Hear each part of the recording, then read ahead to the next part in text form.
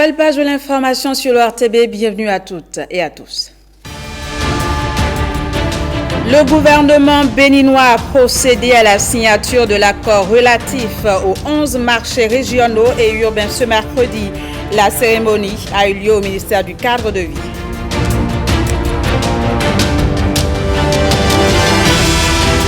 On parlera asphaltage dans ce journal. Lénaïk Agbazaou nous fera un état des lieux des travaux dans plusieurs quartiers de la capitale économique.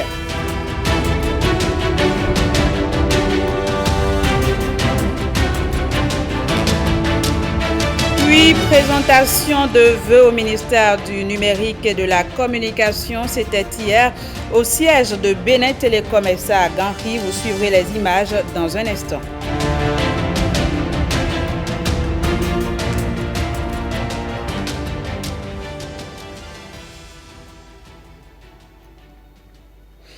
Le gouvernement joint l'acte à la parole après l'accord des 9 marchés urbains de Cotonou. Il vient de signer celui relatif aux 11 marchés régionaux et urbains.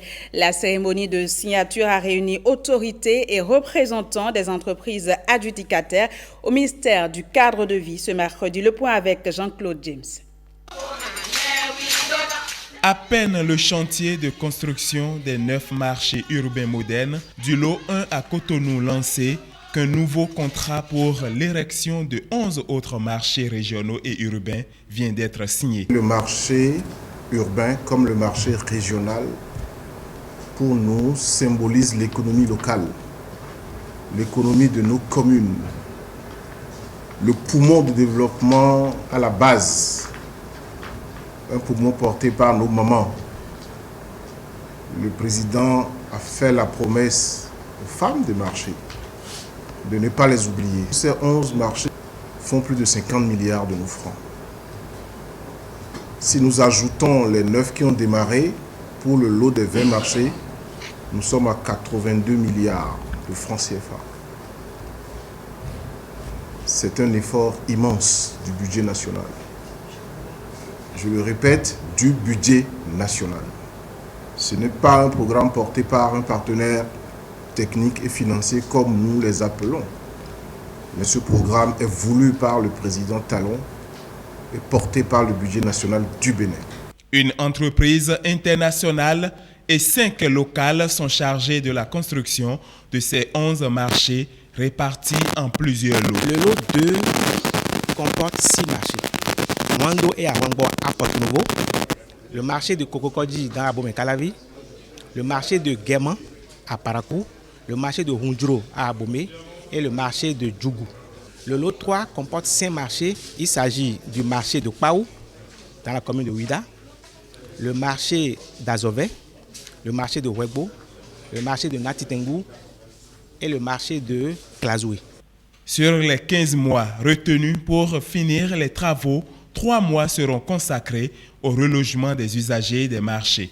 Objectif, éviter le ralentissement des activités économiques. À ce propos, le ministre met un point d'honneur au délai contractuel. Nous signons aujourd'hui dans la joie et dans la convivialité. Je ne souhaite pas que nous soyons à couteau tiré demain sur le terrain, que nous soyons en train de donner des mises en demeure, que nous soyons en train de résilier des contrats, parce que sur ce terrain-là, nous sommes intraitables. Je vais d'ores et déjà vous dire que nous prenons ici l'engagement ferme, comme l'a si bien souhaité M. le directeur général, d'exécuter dans les délais, en respectant toutes les règles, parce que c'est notre credo, les règles HSQE. Nous ferons tout pour que dans 15 mois, nos 6 marchés, si ce n'est avant, vous soient livrés. On compte sur les maires pour nous aider, surtout pour le relogement, l'emplacement des relogements. Autorités communales et préfectorales témoignent leur gratitude au chef de l'État et s'engagent. Monsieur le ministre, merci à vous et à travers vous, à toute votre équipe. Je voudrais, avec les élus locaux, les maires ici présents, prendre l'engagement jouer à fond notre partition pour que non seulement faire en sorte que les délais soient tenus, mais qu'un travail de qualité soit fait sur le terrain. En fait, je veux remercier le chef de l'État parce que chaque fois qu'il s'agit de trouver des solutions au mieux-être des populations, nous le sentons et il nous soutient beaucoup. Ensuite, le ministre Cadre de Vie, merci beaucoup. Merci parce que nous avons attendu longtemps et à un moment donné, on a pensé que nous étions relégués parce que nous étions des marchés régionaux. Mais aujourd'hui, vous nous donnez la preuve que vous êtes bien au fait de nos problèmes et que vous êtes là pour nous aider. Je voudrais ici saluer les entreprises qui ont gagné ces marchés et leur demander, vraiment les inviter à une collaboration franche avec les maires pour éviter des blocages éventuels qui pourraient compromettre le bon déroulement des travaux. Avec les 3 lots, 20 marchés urbains et régionaux au standing moderne viendront changer le visage des communes. Ainsi, le Bénin entend rejoindre les pays les plus attractifs. On parle asphaltage à présent. Plusieurs rues situées entre les quartiers Saint-Jean et Saint-Michel de Cotonou subissent une réelle transfiguration grâce aux travaux. C'est un constat signé Lénaïque Agbazao. Du bitume noir scintillant donnant fière allure à la voie. Nous sommes ici dans le 7e arrondissement de la ville de Cotonou où plusieurs rues connaissent une métamorphose complète et historique. De nombreux tronçons en chantier. La plupart d'entre eux quittent la grande voie de la prison civile pour le quartier Saint-Michel. Le génie civil s'illustre ici de fort belle manière et les usagers ne peuvent qu'exprimer leur satisfaction. Nous sommes très contents de ce qui se fait actuellement dans notre pays. Et ceci s'inscrit à l'actif du gouvernement actuel. Et bientôt, ça va permettre une fluide de circulation. Nous n'allons plus connaître les embouteillages à ne pas en finir. Et je peux vous dire que c'est déjà une très grande satisfaction de comment ça se passe. Les travaux ne sont pas négligés, ça va très vite. La voie, c'est le développement. C'est une très très bonne chose. C'est une chose qu'on apprécie beaucoup. Il y a la beauté du pays. Le pays va changer, ça c'est clair, ça va changer. Et il y a aussi le développement, ça permet aussi de joindre les quartiers environnants en un laps de temps. Parce que là, il est vrai qu'à chaque moment, il y a du go slow dans la ville. Mais avec les voies qui se créent, qui se tracent, bon, je crois que les choses vont beaucoup évoluer. Difficilement on passait, mais aujourd'hui on est bien à l'aise. Et ce n'est pas fini, hein. On sait qu'il a une vision. Dieu l'aidera. La voie était vraiment impraticable avant, mais avec ce que je suis en train de voir, ça c'est appréciable, c'est très bon. Et partout où on passe là, on ne tombe que sur des goudrons ou bien des voies pavées. C'est à l'actif du gouvernement. Pour les autorités locales, l'exécutif joint l'acte à la parole et ses prouesses sont à saluer. Il est honnête et franc, sincère, d'éloigner tout ce qu'on peut supposer être ou appeler démagogie et reconnaître à sa juste valeur la réalité de ce qui se fait. L'asphaltage pour le compte du 7e arrondissement est une appréciation. Et c'est le lieu de reconnaître cet effort à l'actif du gouvernement de la rupture et forcément à son premier magistrat, le président de la République. L'entreprise Sino Hydro est en charge des travaux et la mission de contrôle assurée par ACEP SAS. Comme vous voyez, nous sommes en train d'exécuter la mise en œuvre de GP, c'est-à-dire grau bitume. Quand même, nous sommes en train de réussir à faire une grande étape pour le projet. Et ça, c'est seulement une partie. Nous sommes en train de faire le maximum pour gagner le temps, pour gagner la qualité, pour gagner l'avancement des chantiers. Le taux d'exécution actuel tourne autour de 58%, d'accord, avec un délai consommé de 73%. Actuellement, il faut dire que l'entreprise a fait d'efforts dans les 3 derniers mois, nous avons doublé pratiquement le taux d'exécution. Non, Cotonou sera belle. Cotonou sera belle. On va voir que vraiment le chef de l'État il travaille. Donc, il faut qu'on ait la patience et pour voir ce qu'on cherche. Toutes les chaussées seront livrées à la fin du mois de février, en attendant la finition, pour le délice des populations. Je l'annonçais en titre, présentation de vœux au ministère du Numérique et de la Communication. C'était hier au siège de Bénin Télécom SA à Ganri, occasion de faire le bilan des réalisations au cours de l'année écoulée. Le point de la cérémonie, ce sera avec Rebecca Kenjaoune. C'est la première fois. C'est un exercice traditionnel qui se déroule ici ce jour, mais avec une particularité en cette année 2020. 2 ministres reçoivent les vœux de leurs collaborateurs au lieu d'un seul. La raison en est simple. Au cours du dernier remaniement ministériel intervenu en septembre 2019, le ministère de l'économie numérique et de la communication a été scindé par le chef de l'État en 2 départements ministériels distincts. Celui en charge de la communication et de la poste et celui en charge du numérique et de la digitalisation. Madame la ministre du numérique et de la digitalisation, Monsieur le ministre de la communication et de la poste, je voudrais, au nom de nous, vos collaborateurs, vous formuler nos meilleurs vœux pour l'année 2020. Des vœux de santé, de paix, de prospérité, de longévité, de bonheur et de succès pour vous-même et pour tous les membres de vos familles. Aussi, voudrais-je, au nom du personnel ici présent, vous formuler mes vœux de l'année 2020.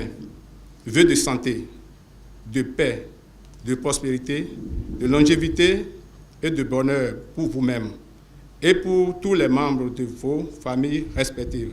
Moment de présentation de vœux, moment tout aussi indiqué pour faire le bilan des réalisations au niveau des 2 ministères. Un bilan bien entendu commun à bien des égards. On retiendra alors que des actions concrètes ont été menées et ont abouti à des résultats probants.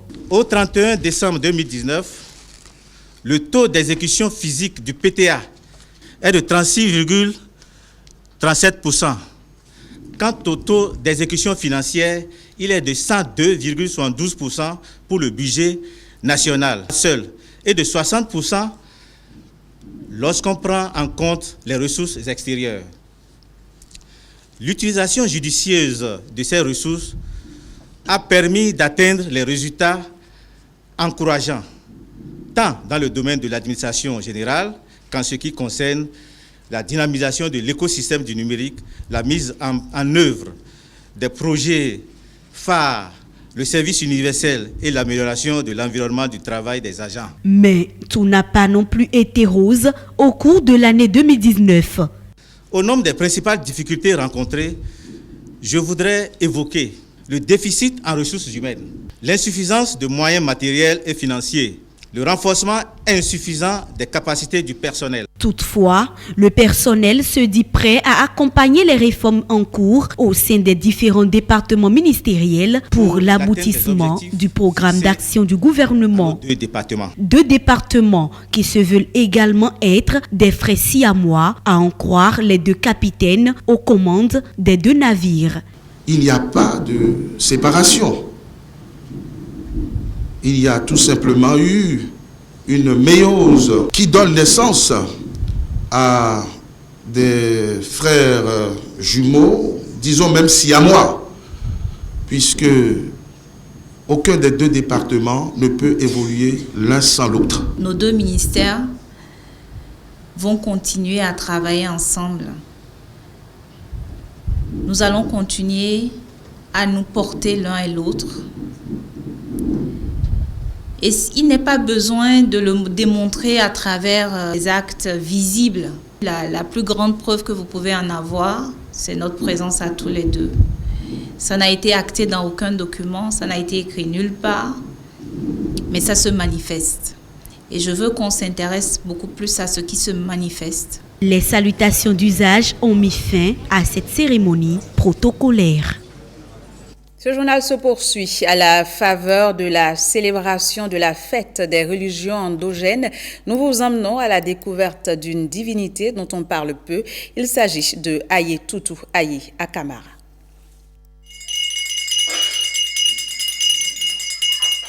Ceci est une divinité issue de la lignée du serpent. Aye Toto Aye Akamara tire son nom d'un constat. Bon, Aye Toto Aye Akamara là, c'est que le nom là, c'est le nom que les vieux déjà disent avant. Et on savoir que Aye Toto Aye, celui qui a compris dedans là, on va savoir que la vie est difficile. C'est nous les hommes qui sont difficiles. Tu seras en train de marcher avec ton ami comme ça, et dans son cœur là, il sera cherché à te tuer tout à l'heure. Son origine remonte à l'aube des temps. Aye Toto Aye Akamara n'apporte que joie et prospérité. Depuis 2003 que je suis avec lui là, dans ma vie là, je sais que j'ai beaucoup de satisfaction. Comment? Premièrement, ma femme était malade, je suis arrivé, elle est guérie. Mes enfants sont malades, ils sont tous en paix là où nous sommes maintenant. De deux, à cause de lui maintenant, j'ai un terrain, un engin et j'ai encore construit et ma famille dedans à l'heure où je suis. Les bienfaits de cette divinité balaient du revers de la main les idées préconçues et selon lesquelles les religions endogènes sont d'essence satanique. Ils n'aiment pas le mensonge. Chercher femme d'autrui ou bien aller mentir à quelqu'un là, il se fâche. Ou bien voler à quelqu'un, il se fâche. Mais si tu n'es pas ça là, il est derrière toi à tout moment. À l'occasion de la célébration de la fête des religions traditionnelles, Aye Toto Aye Akamara souhaite paix, bonheur et bien-être à tous les Béninois. Sport à présent, le club Kiaï de Confond de Cotonou fait passer un examen de grade à ses athlètes.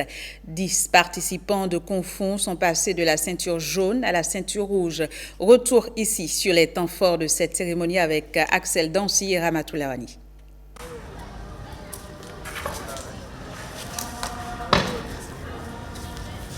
Cinq minutes de démonstration pour convaincre le jury. Ces pratiquants de l'art martial chinois passent de nouveaux grades. De la ceinture jaune, ils passent à la ceinture rouge. Je m'appelle Atineou Diermi.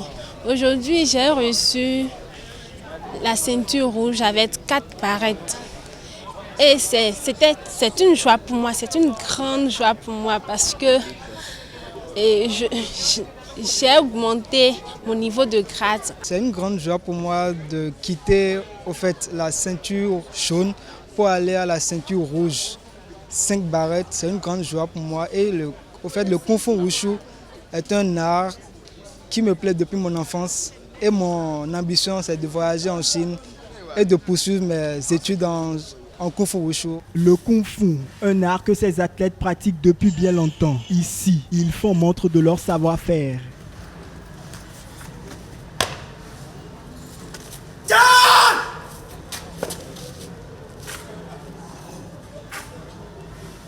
Nous avons plusieurs ceintures. Et on commence par la ceinture blanche, la ceinture jaune, la ceinture rouge et par la suite la ceinture violette et on termine par la ceinture noire. Même si vous avez la ceinture noire, ce n'est pas encore la fin du monde. En tant que ceinture noire, il y a maintenant les degrés. Premier degré, le deuxième degré, ainsi de suite. Et c'est comme ça. Donc un pratiquant des arts martiaux chinois continue jusqu'à sa mort. S'il est vrai que ces athlètes ont émerveillé le public à travers différents tableaux, le chemin pour être au sommet du Kung Fu mondial est encore long. À l'occasion de la célébration de la fête des religions endogènes du Bénin ce 10 janvier, nous vous invitons à une exploration du vaudou hors de l'Afrique. Cap sera donc mis sur Haïti avec James William Bagidi pour essayer de mieux comprendre la présence du vaudou dans ce lointain pays, de même que les pratiques de ses adeptes, disais-je.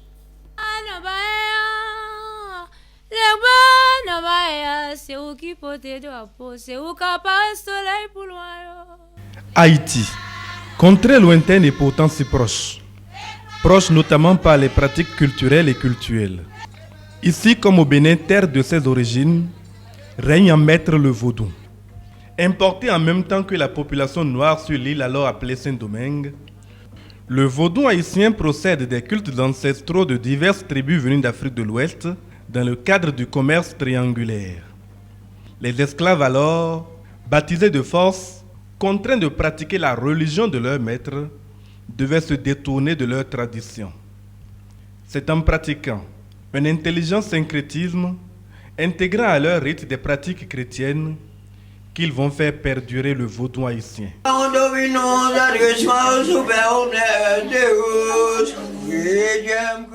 Les vaudous croient en un dieu distant qu'ils appellent Bondier, ce qui vient de bon Dieu. Ce dernier a beau avoir créé le monde, il n'intervient pas dans ce dernier, et les pratiquants se tournent vers les Loas, des esprits intermédiaires dont le nom vient du mot français loi. Il existe des Loas responsables de tous les aspects de la vie quotidienne. Contrairement aux saints et aux anges du christianisme, ils ne sont pas seulement priés, mais aussi servis. Ils possèdent tous des personnalités, des goûts, des danses et des hymnes associés différents. Ils ne sont pas des divinités en eux-mêmes, mais bel et bien des intermédiaires dépendants de Bondier. Si le vaudou haïtien comporte certaines spécificités par rapport au vaudou béninois, il souffre lui aussi d'une mauvaise image, colportée par les adeptes d'autres croyances, mais aussi due aux vaudouisants eux-mêmes. Le vaudouisant lui-même avait tendance à se cacher, à ne pas s'ouvrir au monde. Donc il n'était pas connu. Et c'est de cette ignorance que sortaient ces sentiments mauvais. Mais c'est ridicule.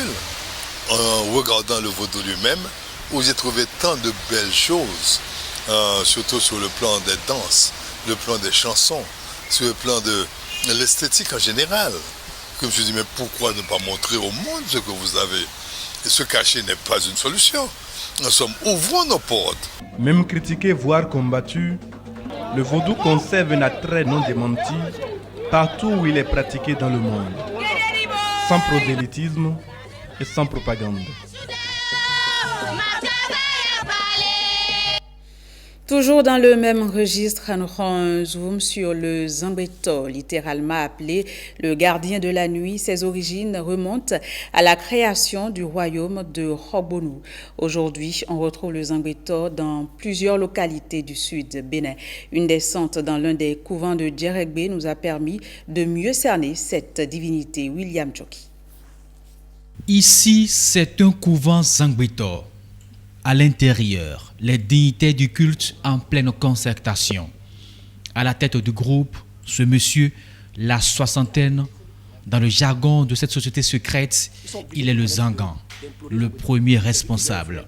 Tout ce qui doit se passer ici, je dois être au courant.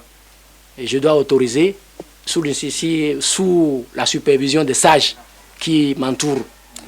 Effectivement, il dirige cette station Zambéto à Djeregbe, dans la commune de Semekpoudji, avec ce collège de sages, des sages qui à cœur joie parlent du Gbeto Azo, l'autre nom du Zambéto. Pour nous, nous pouvons dire que ce n'est pas un esprit en tant que tel, mais c'est quelque chose qui constitue un esprit pour nous aujourd'hui.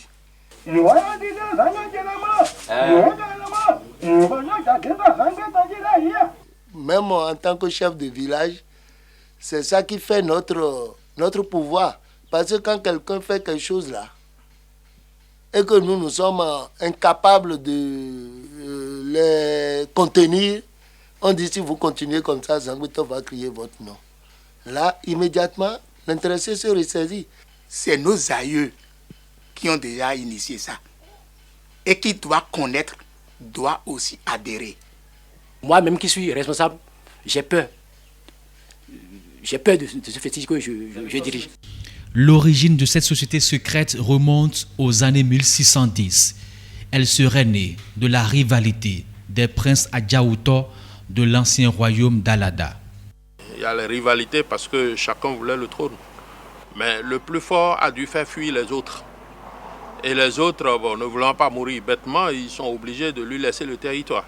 Un prince, voilà, a trouvé l'astuce de passer par les mailles pour que son frère ne soit pas tué et que toute la cohorte de Théagbalin puisse partir.